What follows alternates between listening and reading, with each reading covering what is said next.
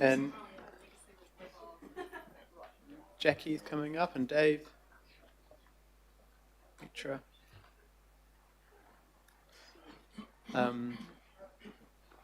I'll move this one, and Toria asked if she could second it. Councillor Short, sorry. Cool. Kia ora. It's very exciting work here. I'll let you. Who's going to kick off? Dave, sorry. Good afternoon, councillors, members. Just wanted to introduce the team in front of us today. I've got Jackie Reid, Senior Analyst within the Natural Environment Strategy Unit of Policy Department, and Graham Jones, who's now Licensing and Compliance Department with the Proactive Compliance Team, and Dave Allen, Manager Natural Environment Strategy Policy Department. Sediment's a big issue. It's been with us for ever since we thought about things like growth and development, and I guess we can't think about growth and development without thinking about some of the environmental issues. So what we've been obviously trying to think about over many decades is how we actually better address some of these environmental issues as a result of land use and land use changes. So Jackie will do a presentation today in terms of this particular program, which is a strategic approach, which is trying to look for the value add, looking for the doing things smarter, better, faster, and Jackie will overview some of the technology and innovation that's been applied in this area. Thank you, Jackie. Kia ora koutou. We came to you in 2024 with an update on the strategic approach to sediment programme. Since then, we've been investigating some new technology and platform to increase our efficiency in how we approach the complex problem of sediments eroding off the land. The strategic approach to sediment has 6 key focus areas. We collectively look across all of these to identify efficiencies or gains within existing programs and to coordinate all the operational departments that we work with to see if we can get those gains. Sediments cause significant issues. If they do enter our waterways, we can lose species, habitats and associated values, and we're continuously looking for ways to deliver improvement.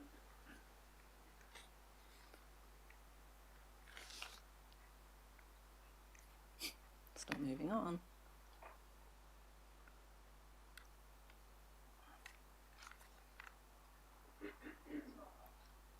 Thank you.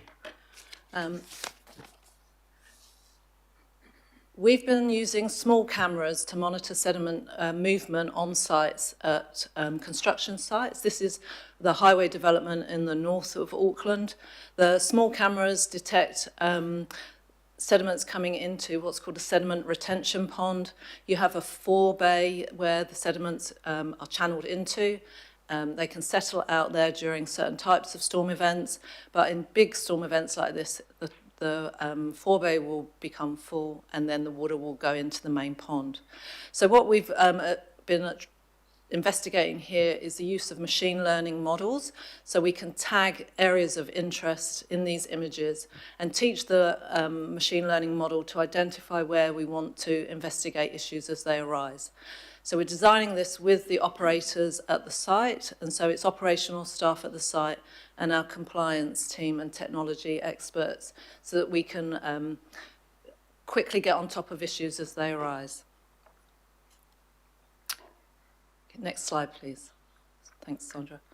This is another example of something we would like to investigate, is where a sediment plume comes into the forebay and it doesn't settle out in the forebay, it comes straight across into the other main pond. So we can send alerts to our staff when this happens, and then they can log into the platform and quickly identify what's going on, and they can send teams out to get on top of it. So we want to get ahead of the issue before it actually leaves the site. Next slide. So we've gone from small cameras on one site to now looking at satellite imagery. And previously in 2024, we talked about the bare earth model, where we trained a machine learning model to identify exposed bare earth on properties pre and post Gabrielle. So taking that model, we're now looking at the property level, whether there's been any bare earth exposed over time. Because we get satellite imagery over time, what we can do is identify where we've got earthworks on sites or other activities on sites where earth is exposed. So this particular 2 examples of a property, the bar graphs on the left show a percentage of the property that's having earthworks on it over time, and that's across 1 year. And then the bar graph, the bottom bar graph, is the metre square or the land area that's exposed. And this is really useful, so we can toggle through different timestamps to identify where the main works has happened. And this can also be developed into a risk management tool, so we can add in layers such as the river network, whether there's an ecologically significant site. We can also work with iwi and their rohi to identify areas that are particularly important to them, and we can triage these sites to go out and identify where we send the proactive compliance guys to go and see if this is actually something of issue here, whether there's a resource consent or not. Next slide. The proactive compliance team have been working really hard over the last 7 years. They've basically turned around what was a 95% non-compliance in 2019 on the first visit at small and medium construction sites to now nearly 90% compliance on first visit at these sites. So where we have site visits on these small locations, we're getting the result we want. And so by developing new tools, what we're hoping to do is get further across the region and different scenarios. So not just the small and medium sites, but other sites that we wouldn't normally visit. Next slide, please. We've proposed a sediment roadmap to 2100. We've been working with staff at council, subject matter experts, to really kind of set a kind of direction of coordinating the different departments over time. There's 3 phases to this roadmap. The first phase is to 2035, and the next slide goes into a bit more detail on the first phase. The middle phase is to 2050, where we keep improving things across the region, and we really are on top of things around the climate change scenarios we're getting. And then by 2100, we are really looking at that whole of catchment approach and delivering a really good outcome for those catchments. Next slide, please.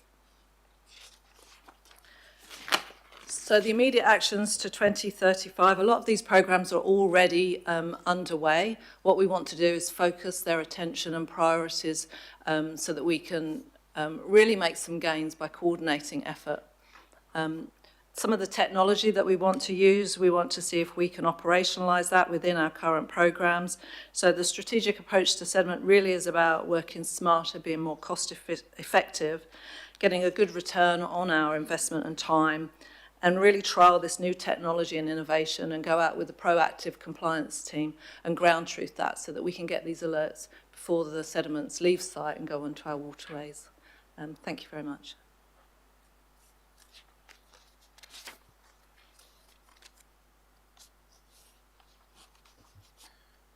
Thank you very much. And that is just scratching the surface of the work that has been done and is being done. So it's really exciting, exciting stuff for our environment, but also for, I guess, affordability of the way of doing this going forward. We can do more for less, I guess, as well. Councillor Turner. Thank you very much. I get really concerned about everything relying on technology driven by electricity. If the electricity runs out, the technology is all dead, and we're back to horseback riding out there to have a look for ourselves. What's the driver? Is the driver that we're trying to see more with the same staff budget? Why are we relying on this, satellite technology just because it's there? What does it offer? I don't mind answering that question. The satellite technology we experimented with in 2019, I think it was, where we started trying to use it to get us out to small sites when the earthworks first happened. One of the big challenges with that was the amount of cloud cover, believe it or not. I mean, this week it would have been great for satellite technology, but some weeks obviously a lot of cloud cover. So what we're doing now is using it, and part of the project that we're working on is to look for illegal earthworks that we wouldn't otherwise see. And the satellite technology we are using is through the Copernicus network, and it uses Sentinel satellite, which is free, the actual satellite data itself. So there's no cost in doing that. So it's quite a cost-effective way of looking for land changes, ground changes. So, sorry, you were going to... Sorry, just to add that previously or historically, the compliance staff would run around in a car and do their inspections, and there wouldn't be any. The tools that we've now got actually can direct staff to known instances of problems. So it actually is helping us get to site a lot quicker and more efficiently. So that's just another element of the technology value. So the land earth movement rules I know of are based on a volumetric base. So many cubes can be moved, and that, which could be 1 square metre, 7 metres deep, rather than 7 square metres. Your machinery can recognise this, can it? It's looking at the surface movement, but the reality is, it's going, a lot of what we're trying to do is look where we've got issues and then go and ground truth those issues. So it doesn't necessarily get away with somebody actually physically going and looking at the site. And what do you do about rural activities like ploughing a field, rotary hoeing a field, planting beans? Yep, that's a challenge. When we first did it on small sites down in the Pukekohe area, we deliberately picked Pukekohe because you can have building platforms next door to bare earth, and that is a problem. But half the key thing about this is using machine learning to then take those sites and those fields out of the equation going forward. And you mentioned climate change at one stage there, and with the machine learning, are we talking about making models again where we... The predictions for climate change is that sedimentation will increase in the Auckland region between 14 and 75%. So what we want to do is make sure that when we are using these types of tools, we've got a network of small cameras, satellite imagery, sensors in streams, etc., that we tailor them to areas where we know we're going to get see that and find an increase in the sedimentation in those areas, like the high hill country, erosion, gully systems, etc. So we're trying to tailor our approach for now, but also think about the future and those risky areas. Yeah. And it's also, it verifies, the machine learning process will verify over time and improve its predictability. So we'll take on new information as it comes to hand. So we'll make sure that the models are therefore fit for purpose, looking into the future. Sorry, you just diverted. It makes me think of the debate we've just had about how to vote, and we've been told that they won't use digital, online voting because people don't trust it. I wonder if I trust your learnt machine to be sensible with the process. But anyway, that to one side, my conspiracy to one side. I saw your photos there where you've got hefty brownfield, greenfield stuff, and you've managed to put in an actual aqueduct system kind of thing where you're catching all the different product and settlement ponds, and I saw it all staged going down the hill there. But I actually have got photos. I can't bore you with them now, but I've got them on my phone. I've been taking them recently. I got photos of a lot of roadside work. The slips in West Auckland. The one in particular that I can mention, a bridge that the council's just done the underpiling of the bridge. And they put a whole bunch of effort into silt control in the river, etc. What happens when they're finished? They pull up the silt control, and where does the silt go? Down the river. So I'm looking at the reality of the costs where, is this machinery going to deliver us a practical, sensible outcome on the ground, or is it just going to be more costly compliancing? Yeah, I think, to be honest, the satellite bare earth detection is just part and parcel of, it's a tool. It's one of the tools we've got. Jackie mentioned we've got a network of sensors, and it's a small network, but I've got sediment sensors downstream from some construction sites, and we're trying to optimize where we put those. Now, those sensors also give me a text alert if the turbidity of the water rises too much. And they've been absolutely fantastic. You know, I've got a small team, but that team can get out there and look where the source of that is. Yeah, and it's surprising, it's actually quite a good deterrent factor as well, because we're not frightened of telling people that we're actually looking in the stream what's going on. So we've had an incident where we've got one of those out west, and as soon as we made mention of the fact that we've got that downstream detection, everything improved dramatically. Thank you, Mr. Chair. One subsequent little one then. So if that's working so well, and I can understand it, it's kind of like a speed camera, right? What's the dollar value improvement by extrapolating out? What sort of cost are we spending on this machine learning satellite looking thingy? So we're using free satellite imagery, so that's no cost. The platform builds on information we've already got, so there's limited costs there. We're talking tens of thousands of dollars for this, and it helps triage sites, uses our staff time more effectively. We can identify things that you wouldn't normally see from the road or from moving around. You know, we can actually sort of zoom in from the desk before we even leave the office to identify potential sites to look at. So I would say it's very cheap to operate, and the satellite imagery is free, ongoing from now. Yeah. Thank you. We're doing this anyway, right? But I guess for Councillor Turner's benefit, the normal way is waiting for someone to complain or peering over fences or things like that. This, we don't just use, for the public's view, I guess, we don't just use the picture for enforcement, we then go visit, right? But this is giving us a broader, easier, quicker, free look at changes to the land, isn't it?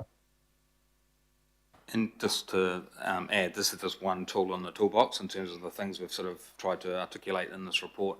So there's a suite of ways we can, address sediment management. So we're trying to look for where those things can be improved across the council group, whether it's a compliance activity or maybe some of the other operational activities. So just to round off the fact that we are looking at all the different ways to make improvements. Thank you. Councillor Watson.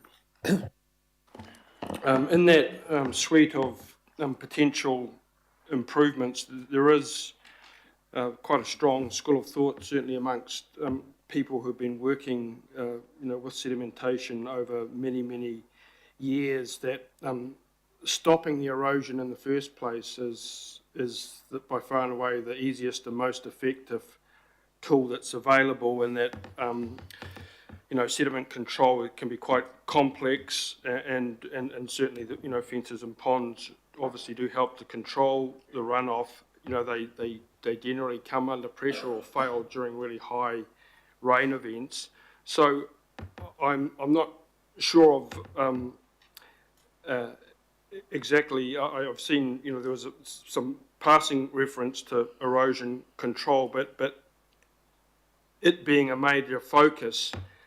What's your view on that? And I'm thinking particularly in terms of consent conditions, like the way that or the length of time exposed earth can be allowed, can be permitted. So is that an effective tool in spelling out and reducing that amount of time that then sediment runoff can occur? The covering unworked exposed soil. I'm thinking particularly of the small business building sites with rock and tarpaulin and topsoil and those sort of things.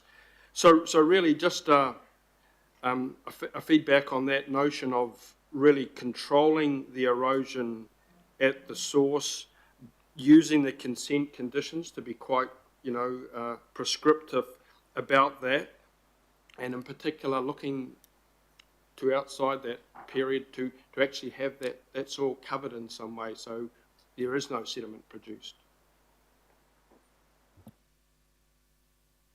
So we're aware of that discussion being raised through community of practice and through some of the local area initiatives. So that's something that has been taken on board, and preventing material eroding in the first place is also another way to look at things. And I guess there's a guidance document that's been produced at the moment, which is sort of trying to look at good practice. And I guess the other thing is that with the resource management reforms, it'll be interesting to see what level of consenting will be available and what conditions will be available to councils in terms of what they can do. So there's a number of things there that we have to work through just to see how we can actually get some of the outcomes that have been raised by the community in this particular example.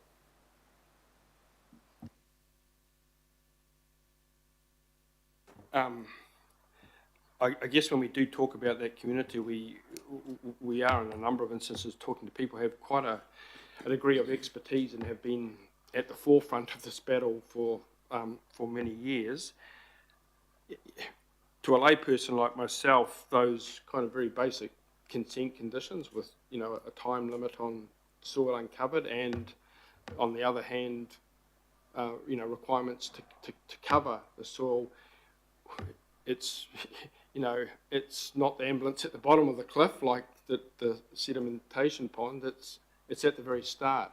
So I guess, Dave, I'm wondering what resistance, if any, you know, given how long this has been going on and the, you know, the high profile of it, what resistance is there to that sort of consent conditions and those, you know, those requirements to just, you know, to cover up?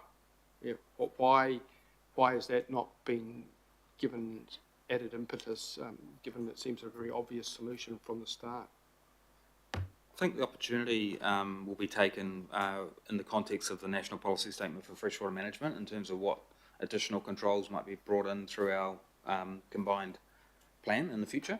And I guess we're obviously operating at the moment through our existing plan and the consenting processes that are in place for that in terms of how they're conditioned. I think it's been raised a number of times, as you quite rightly point out, and I think it's been there's some practical issues around how earthworks is done from just a day-to-day practice point of view that may not necessarily be a condition of a consent, but there may be some other avenues that we can explore for some types of you know, small works that might be a possibility. So we haven't yet, I haven't talked to consents, I don't think we've had a chance to talk to consents about it in more detail about what might be the barrier, so to speak, for that kind of approach. But I know it's been discussed within that context, but I think it's within a range of different responses, not necessarily the only one.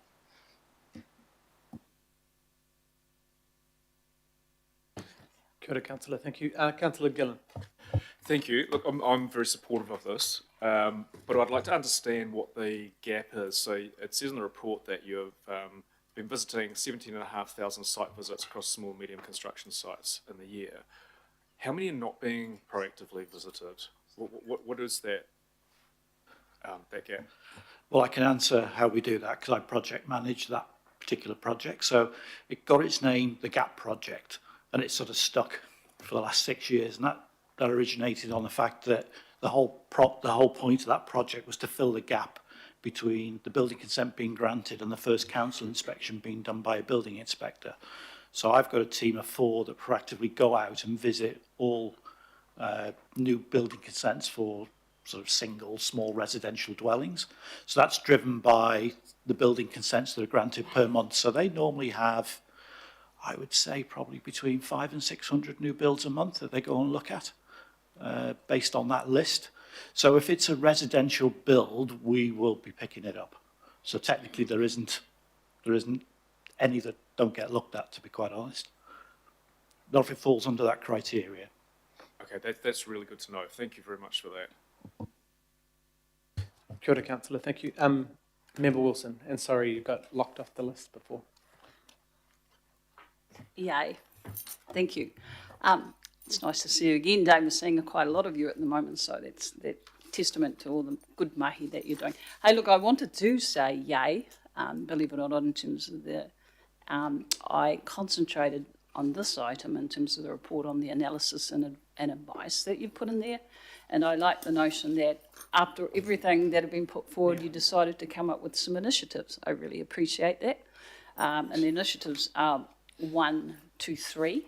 And I did hear the kōrero around Why is it, was it because it was readily available that you decided to utilise 1 to 3 to report on an update? What was it about those 3 initiatives? Were they already in train? So that's my partai. Why in this place and space, exciting is it? I don't understand the full range, but I'm just interested in how you came to those 3 initiatives. So 2 years ago, we decided to focus on innovation and the technology because we knew it was advancing, and the use of satellite imagery after Cyclone Gabrielle. So we wanted to utilise what we already had within our programmes to advance, the development of it. We were using small cameras on these small construction sites at the time, so we repurposed them onto the bigger construction sites to see if we could still pick up information there. The third one, which was in Whatapu Stream, we were alerted to a problem there, and so we put some real-time monitoring out into the stream to see if we could identify where sediments were coming from. And at the time, we were quite lucky because the road was closed, and so we could get a control with no vehicles. And then when they opened the road, there were vehicles going onto the road. And so we decided that that was actually quite an important opportunity to take up. So that we could say for sure what part of the road was affecting, sediments were coming off and going into the stream. So it was just opportunity. And because we didn't have a large operating budget, we were just building on what we had before to get a gain. Yeah. Well done. Another part, if I can, please. So I like the notion that you're describing the input by mana whenua in terms of the water strategy and specifically what that was, which was, it's in there. And so I'm appreciating that. Can you tell me then, because you talk about the roadmap, the strategic roadmap that you're utilising, of what you've completed to date, which has been touched on really, really briefly, what have they demonstrated? Because you talk about low cost and achievable in short time frames. Do you have a mechanism by which you have accountability around how it's going to date?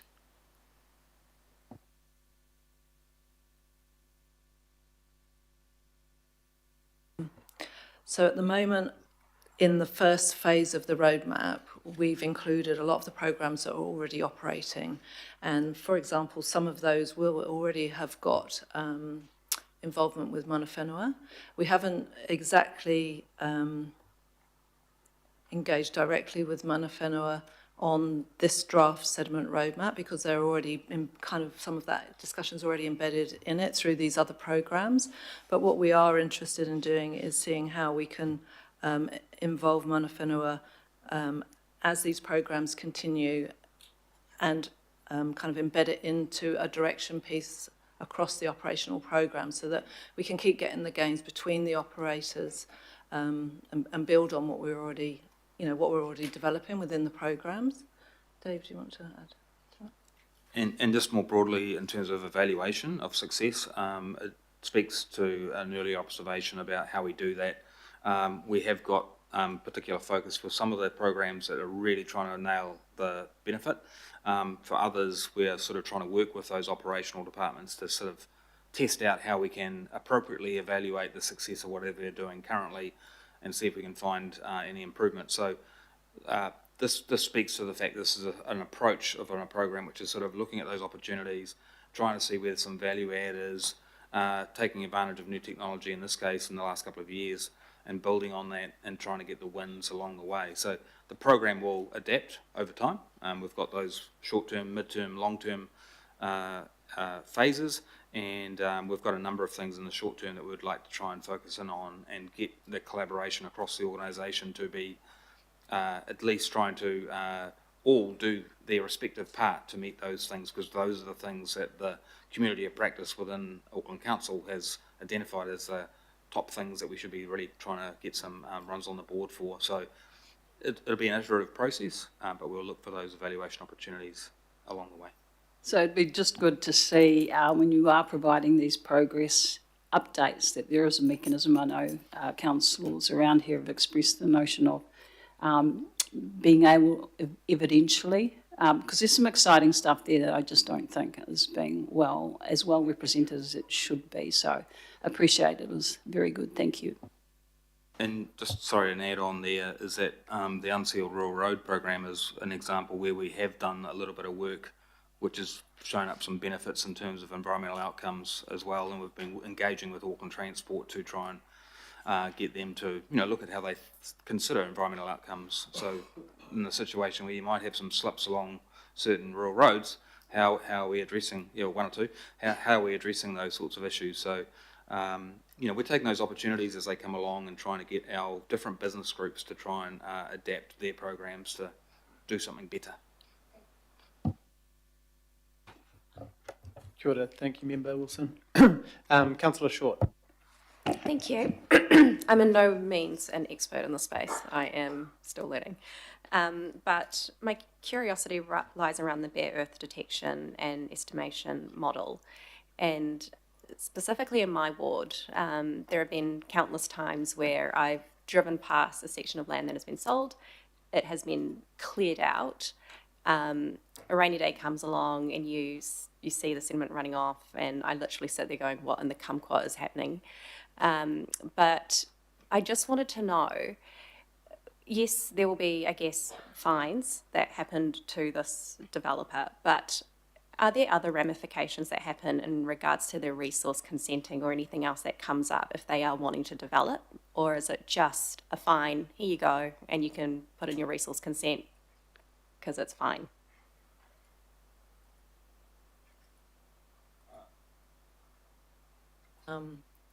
It's a really good question. I used to be a compliance officer. I'd have to go back and be absolutely sure to answer your question. But normally if there is an infringement notice, there may well be additional things that developer will need to do, but I will have to go back and check for sure. I mean, I don't want to.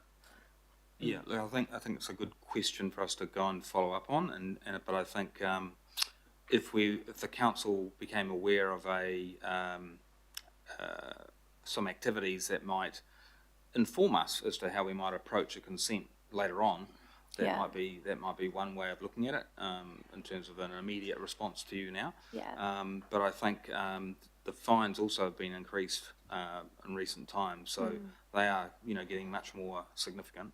Yeah. And having a bearing on people's behaviour, and maybe some of the compliance we're seeing in terms of the on-site works is partly in response to the fact that there's a bit of a infringement regime now, or penalty regime now, which is a little bit more severe than it was. Yeah, I'm just mindful, it's a fine at the end of the day, well, an infringement, right? And that might mean nothing to some developers, but a red flag on their file might mean something more further down the track. I was also wondering, I've got a group in my neck of the woods, the Long Bay Great Park Society, who actively monitor sedimentation, runoff, etc. How is this being socialised to them? Because I'm sure that this would be something of keen interest to them. Yeah, most of those community groups around sort of Long Bay and the East Coast bays I'm familiar with. They know what we've got on the ground to do the monitoring that we do. So there's pretty good communication with those particular groups there, most definitely. Beautiful, thank you. And just to add that they were invited and participated in a number of community of practice events of late, so we are obviously taking steps to involve them in the process of how we're approaching this issue across the council. Beautiful, especially with the Long Bay Akura Marine Reserve, so yeah, thank you. Kia ora, Councillor. Thank you. Councillor Sayers. Yes, thank you, Chair. I think you might put me at the post there, so that reading the report there about the Watapu stream and stuff, and I was just trying to tie that back into the Unsealed Road Improvement Program, which I think you've just mentioned to the committee. But are there other, I mean, it's good for the unsealed, is that the only, because I think that's the only capital budget there is to do any work on that unsealed roading network. Would that be right? I don't think Auckland Transport has access to other monies. It has to all come through that program. So for the Whatapu Road, that under the current criteria, it wouldn't meet the minimum to be able to be upgraded through the Unsealed Rural Road programme. Environment is only one of the key factors in their decision making. What we're doing at the moment is talking to the Auckland Transport maintenance team to see if they can use their maintenance budget to make the improvements we need to keep the sediments from being, from entering the stream. So we haven't looked for any new money, but it would only be a small section of the road as it goes down towards the bridge. And then the car park maintenance budget would need to be used. So we're not requesting any new money. It's to use the maintenance budget to solve the problem of the sediment running off the road. So the learnings that we've had from that, I mean, there's sites right across that unsealed. Still, 10% of Auckland's roads are still unsealed. Not all of them need to be sealed, but a good chunk of them probably do now. So what the data that you've collected and experienced from Watapu Stream must surely exist at other sites across that network, and how would we ever identify those?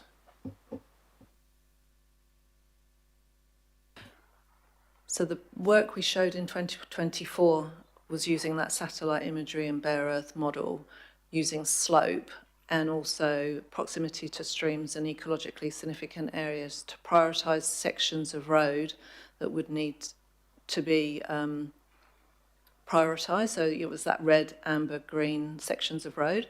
So the red are the ones that would be sediment generating. And so we could quickly identify portions of road that would need that particular management of sediment. And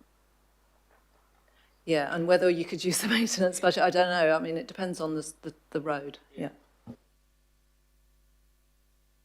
So in general, the point is that the methodology that we've been using has benefits to assessment across the whole region in terms of rural roads in this example. There may be some other things that we've just done in this recent time in terms of some of the sensors we've been using in the Watapu Stream that provides a more cost-effective means to actually assess the risk associated with sediment in the local stream. So it's a methodologies, it's a technology here that we're trying to showcase, and if we can get others in the operational space to be cognizant of the opportunity, that's something they can give them more rich decision-making in terms of how they then go about prioritising against available budgets. So, That's really, I think that's terrific, that cooperation between the different departments and the CCOs. And in terms of the impact of that sediment, like I'm just trying to, like, is it bad off those unsealed roads compared to the other cases you're looking for? Is sediment off unsealed roads contributing a lot of sediment compared to other areas or causes? So the sediment coming off the unsealed road at Whatapu, that has a consequence for some of the more sensitive species that are living in the stream at that site. It is a continuous source of fine sediment that goes into our streams from the unsealed rural roads. I would say that a lot of those roads are close to some of our significant ecological areas, and it is a concern. The sensors out of Whatapu Stream confirm that. It's also confirmed that the source of sediment is linked to vehicle traffic over the weekends out of Whatapu. So from that evidence base, it would suggest that similarly would be a cause of concern. Yeah. Thank you for that. I guess I don't know if I'm picking up on Councillor Short's line of questioning here or not, but I don't know if you can comment on it, but it might be helpful if you can, and that's around prosecution versus infringement. So, people can, my impression is that, my understanding is that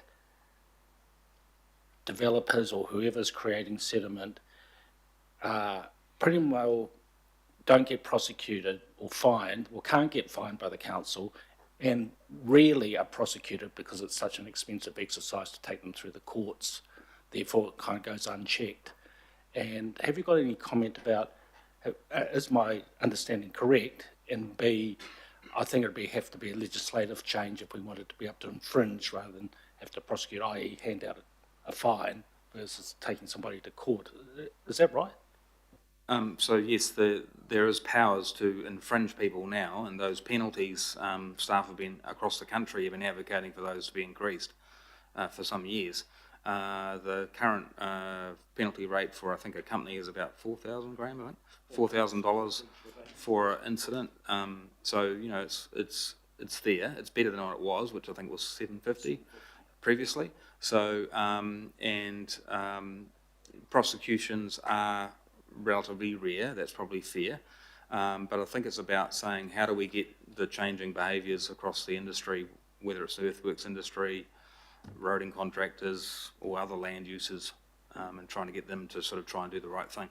And so, you know, obviously there's a process we go through with abatements and before we get to infringements. But, you know, so there's a process. Graham, do you want to comment on anything? Yeah, I was just going to say that, just to give you a bit of an inkling, I've been doing compliance work for a long time, and when we first started doing, and I'm going back to pre-Auckland Council now, so we were doing stuff under the old district rules, and the infringements were $300 for not putting sediment controls in and meeting a district plan rule.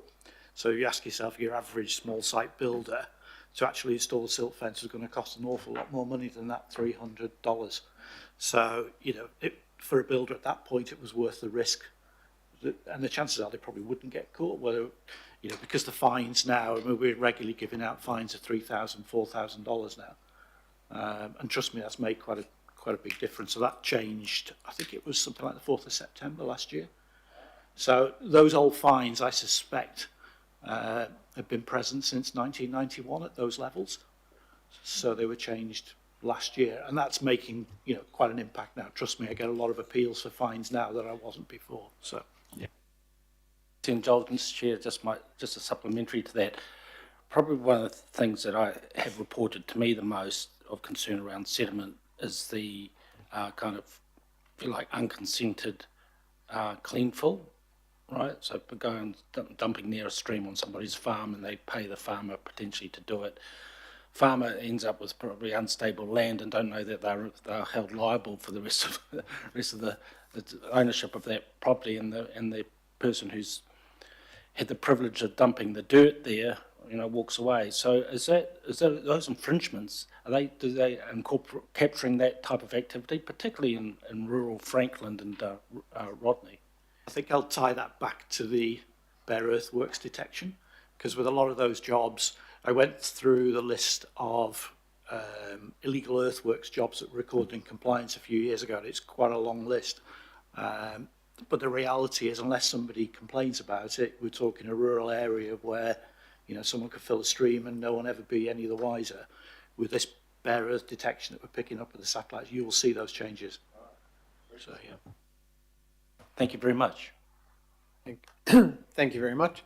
It also might be good to get some examples, not today, but of what we do in the prosecution space, because there are some good examples where we have prosecuted, but due to the cost normally outweighing any type of fine, even through prosecution, sometimes it's more about the sending a message than the money. But having those higher fines now actually makes it worth not going through the graduated approach. Councillor Patterson-Hamlin. Thank you. Councillor Short asked one of the questions I had, and Member Wilson asked one of the other ones, so I've only got one left. Yay. You're talking about coordinating across council group. Would that include, or could that extend to other regions who feed into some of the same water sources? I'm just mentioning because this topic actually came up at Hauraki Golf Forum on Monday. We had Thames Coromandel, Waikato region, Matamata Piako actually all raise this. So is there scope to chat to our neighbours? So the community practice meeting that we had in May, we had over 200 attendees, and a lot of those were online from regional councils around the country. So it does reach different regions. From my background research, no other council has got a sediment roadmap, so we'll be the first to give it a go. With some of the approaches we're taking and the collaboration that we're encouraging is, yes, we can share these things with other regional councils. Something like the bare earth detection and estimation model could be used across the whole country. It's not just necessarily Auckland, it's something that we could improve across many regions. Yeah, and GDO5, our guidance document, is also used by other regional councils. So we are seen as a bit of a leader in this area. And then if they, yeah, which is awesome. But then if they do take up on that, then that then in turn supports us. So that's lovely, isn't it? Kia ora. Thank you, Councillor. Mayor Brown, and then I'll go back to Councillor Turner. Thank you very much. I generally support the work you're doing. Good stuff. It's not just machine learning. We want to have the people learning as well as the machines, if that's all right. What you are in a position to feed back is what works and what doesn't. Because in the sediment control thing, and I've done a number of large subdivisions, the main works you're limited to, the producers, are quite simple stuff, silt fences and hay bales, and some of it sounds a bit agricultural, but hay bales actually work quite well. And so if you could every so often give a learnings, it'd be really good to the sector. That'd be a big positive out of it. Cliffs and unretained road cuts are always going to be there. We're not going to be able to retain our road cuts. They're just too expensive. And so they're there. I presume you monitor them or something or other. I'm not quite sure what you learn from that, but they're there.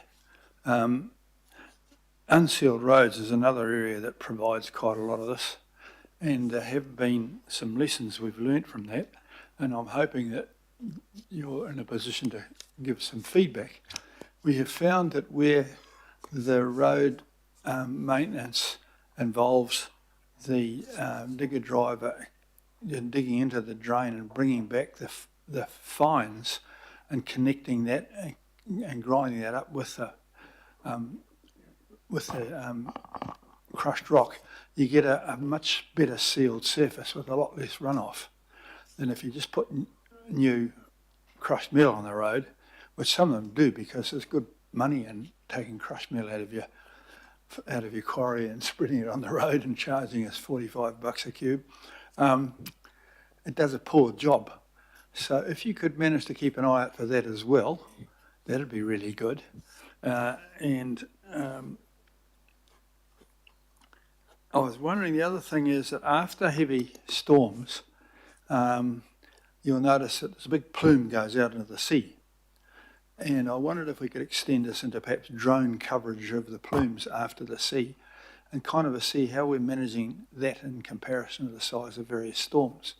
It is a natural thing, and that's what, it's been going on for millennia, but we're trying to slow it down a little bit is what I'm trying to understand here. And so maybe a chance to introduce a drone into that. I'm really excited that you're doing it with high tech and good stuff like this, and the more the better you can get on it. There's the odd contentious thing that we don't do because it's contentious, even if it works. And I've had a lot to do with loose metal roads over the years, or what I like to call them now is unsealed roads, because loose metal roads are terrible, but if you have unsealed roads, which is rolled and compacted mixture of fines and stones, you get a really good result. But it was very popular for many years just to do oil sprays. And that fell foul of the Green Lobby without any evidence. Just the word oil was enough to upset everybody. But in fact, when you do oil sprays on a very dusty road, you get a new product. The oil aggregates with the dust to form a hard material, in much the same way as we make concrete. You put wet water with dry cement, and you don't get something that's wet. And it was particularly successful. And I wonder if it's not possible for us to do a couple of trials where you can give them real close watching. At the risk of a slightly boring story, this was on a road where I had a kiwi fruit orchard, and the kiwi fruit, before you could export, if there was a spot of dust on it, you couldn't get rid of it.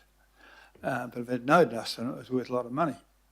And so we oil sprayed the road, which when no one was looking, and we checked the fruit afterwards, and there was no dust. And also there was no oil. So it wasn't in the atmosphere, and it wasn't in the creek because it stuck. It formed a new thing.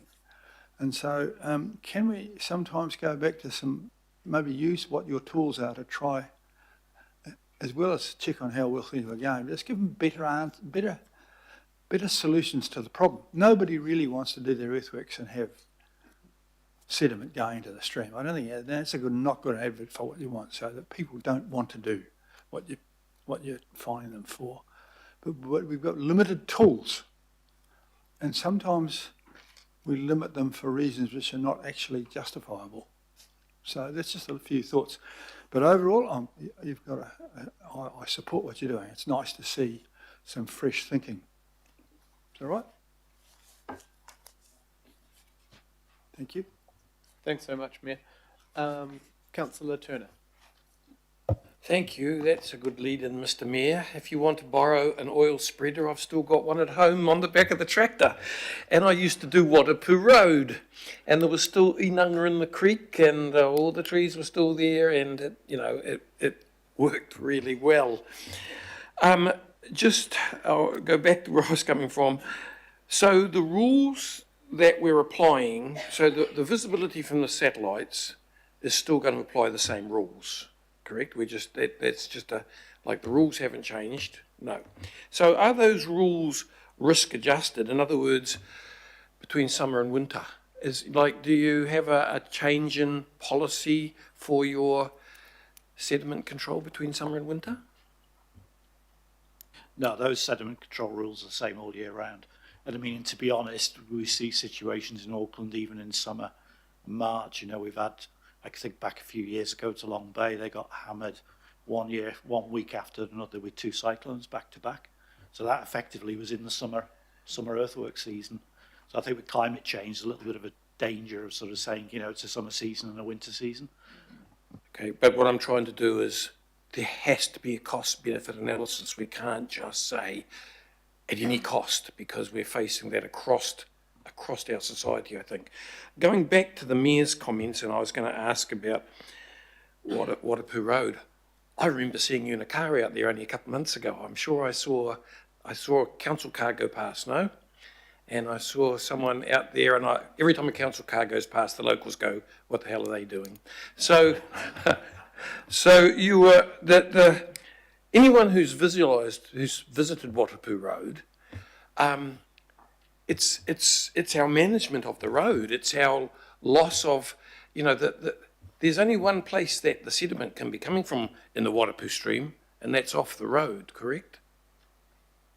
It comes from 2 sources, actually. It does come off the road, but it's also coming from upstream, slowly, as after Cyclone Gabrielle, there's been lots of little slips all the way along, and some of the banks do generally collapse in depending on other storms that come through. So there is a signal coming from upstream, but there is a signal coming from the road as well. So there's 2 sources.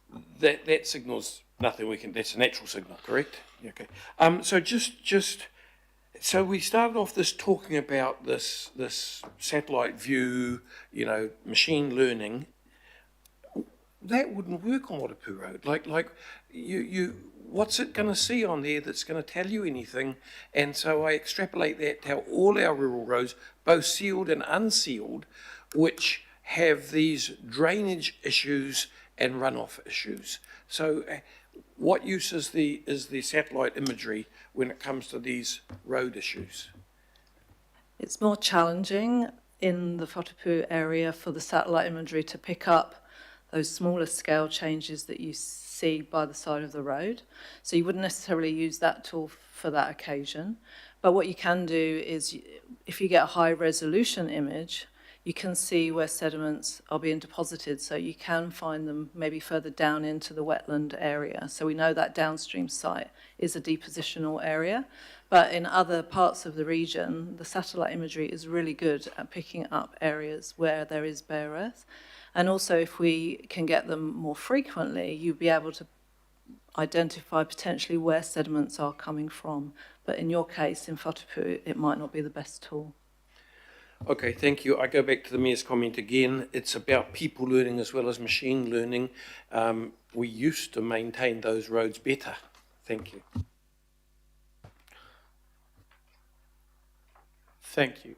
Councillor Ferry, and we'll try hopefully move to debate after Councillor Ferry. Yeah, kia ora. I just had one question, which was in relation to some legislation that we heard about yesterday around the water services and its interaction with the stormwater network management plan stuff.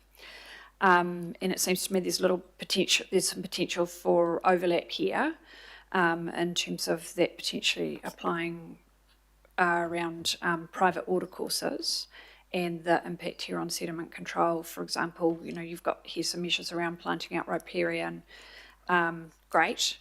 However, if we're saying to private landowners, you need to manage when something blocks the stream from a stormwater perspective, there could be a bit of unintended consequences here, where we want them to plant it out, but they may see, oh, if I plant it out, there becomes a risk that it falls into the stream and blocks it from a stormwater perspective. So I guess I was just looking for a bit of reassurance, really, that your two teams are talking to each other in this space and thinking about how to make sure that these things work together. Excellent question. In the sense that, yes, this is a challenge, and there are different drivers for different bits of legislation in terms of what someone should focus on. And so with the water service strategy that's being developed for stormwater in the urban area, that will differ from how we look at things in the rural area. And of course we'll be thinking about this in terms of how we manage land uses and the land use plan and in the regional spatial plan through the combined plan as well. So there's a lot of interaction here from a policy perspective, and what we've focused on over the last year is mainly sort of supporting our licensing compliance area, but there will be, I think, a need for us to think very much about how we look at our policy and our planning areas respectively, and actually ask how those things speaking together, because you've got your water services strategy expected next year as well as your regional spatial plan. So, these things are going to have to speak to each other. There will be tension, and I think it's appropriate for you as councillors to question that, and I would encourage you to do so when you get the respective parties coming to you. Right, thank you. Thank you. Councillor Watson, are you wanting to speak, or you got a question? Okay, cool. Yeah, I'll just get you to step back from the table. Thank you very much for all the work. Right, Councillor Watson. Really appreciate all the work that's been done in this field. It is really important, and in many parts of Auckland, the communities are really have been concerned now for a long time about the extent of sedimentation, and certainly I've become aware in the Long Bay Okura Marine Park. I mean, it's meant to have the highest level of protection, yet the extent of sedimentation, particularly up the Okura estuary over the years, is really stark. So any advancement is really appreciated, because for many years it's been a bit like the Wild West, where some of the developers have got away with murder, really, in terms of what's gone into the receiving environment, and also the kind of inadequacy of fines. But I did just want to very quickly take this time to reiterate a number of the points that have come through from people within the community and organisations who have, it's not just sort of anecdotal observations. These people in the past have funded their own surveys of sedimentation from experts in the field too. So I feel it contingent upon me just to perhaps make a couple of these points that I think are worthy of note. I know Dave has mentioned them, and he's certainly onto it, but they are important. And the first one goes to the notion of erosion control and how that should be a real focus area. Making compliance more about erosion, it's much easier to do in the first place, and certainly easier to police than sediment control, which, as we have seen today, can be quite complex and prone to failure increasingly in this climate change era.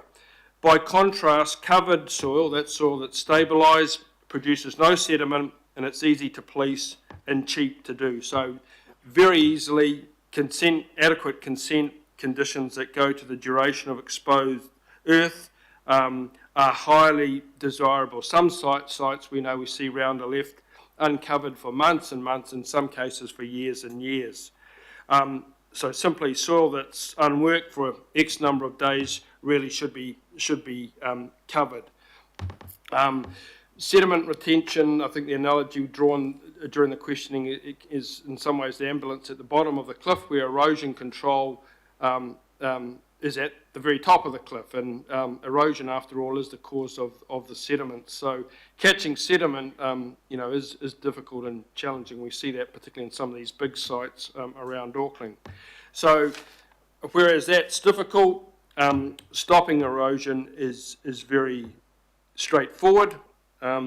Reduces the time the soil is exposed, and particularly in these smaller sites that we've heard a bit about in the past, where it's not a big expense to cover sites that are relatively small with rock or tarpaulin or any other number of things. But really, again, those consent conditions is where the easy fix is, and I think in amongst the good work that's been going on with the team there, if we can make a real play for focusing in on that consent part of ensuring erosion control, that's going to be by far and away the quickest and most practical response, rather than kind of quite complex monitoring downstream when the sediment's already there. So that's the points I wanted to make, Mr. Chair. Pleased to see progress, but really want to see that kind of practical outcome, which to me seems to be pretty obvious on the ground. Kia ora, Councillor. Thank you. Councillor Turner. Yeah, thank you, and I agree with everything Councillor Watson's just said. I just wanted to add to it, though, that one measure doesn't fit all. We've had quite a broad discussion here about the issues that are trying to be monitored and addressed. And the other thing I'd say is our tools to measure may be getting more sophisticated, but that doesn't mean the remedy has to be more sophisticated. Sometimes those old actions and old understandings are every bit as good as more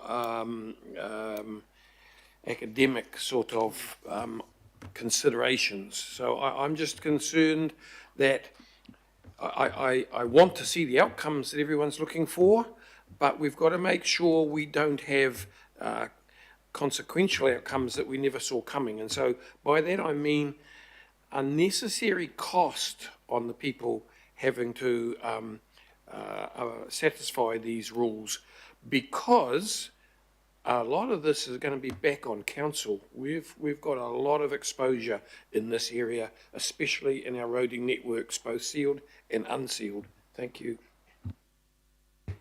Thank you, Councillor Short. Yeah, I wasn't sure if that was... That was awkward. Thank you. Yeah, I think this is a really positive step forward in the way of sediment monitoring. And coming from the Hibiscus and Bays Local Board, this has been a real hot topic for us and something that we had been advocating and working on for a really long time. And I'm also really pleased to see currently in their annual plan proposal that they are also advocating for stronger monitoring of activities that cause sediment runoff and for stronger penalties for those who knowingly cause harm. So, yeah, I'm also really pleased that you guys are also actively working with some of our key stakeholders in the East Coast Bays. And yeah, I'm all for more tools in the kitty. And I think it's great that we're using technology to help us monitor and obviously do the work. So, yeah, thank you. Kia ora, Councillor, thank you. And yeah, just once again, thank you to the team. The Close the Gaps has been an amazing initiative, and, you know, seeing the change over time of sometimes it's people just not knowing the rules, and we try our best to work with those people. Other times it's people flaunting the rules, and we deal with that in a different way. So I think the graduated approach is working, but more tools is great. Great to see that monitoring the whatapu stream and how we can do that in other areas, and a lot of areas and groups are calling for this type of work and type of support. And I've been to and seen the modelling of that amazing satellite imagery, and seeing, you know, a couple months and actually being able to zero in, and the AI computing tool zeroes on a change. And sometimes that change is consented and it's fine, we just tick that off. Other times it's someone doing some pretty significant earthworks with no consent at all and no acknowledgement of the controls, and just being able to see that without having to drive across the city immediately to try and find those instances. So I think this is a really good thing. It's going to be good for our harbours. It's good to help developers, neighbours, community groups, and people who want to improve our waterways. So, all those in favour? Any opposed? Awesome. Thank you very much. And now we move to the next item. 8.3, we've got the unitary plan proposed Wynyard precinct plan change. We've got a number of staff coming up. I'm happy to move what's there. There's seconder. Councillor, was that Sayers or Baker? Sayers, would you like to second?